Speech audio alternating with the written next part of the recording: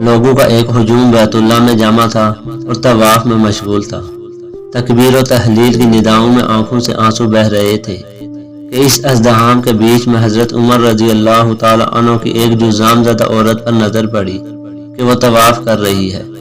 حضرت عمر رضی اللہ تعالی عنہ نے کہا کہ ہے خدا کی بندی، لوگوں کو تکلیف نہ پہنچاؤ، اگر تو اپنے گھر میں بیٹھتی تو زیادہ بہتر تھا۔ امیر المومنین کی اس بات پر اس عورت کو حیا آئی اور اپنے گھر میں جا کر بیٹھ گئی، حتیٰ کہ جب حضرت عمر رضی اللہ تعالی عنہ کا انتقال ہو گیا تو ایک آدمی کا اس عورت کے پاس سے گزر ہوا تو اس نے کہا کہ جس نے تجھے طواف کرنے سے منع کیا تھا وہ فوت ہو گیا ہے، لہذا اب تم باہر نکل آؤ۔ وہ کہنے لگی، بھلا یہ کیسے ممکن ہے کہ زندگی میں تو اس کی اطاعت کروں اور مرنے کے بعد اس کی نافرمانی کروں؟ چنانچہ وہ عمر بھر گھر میں ہی رہی حتیٰ کہ اس کا انتقال ہو گیا۔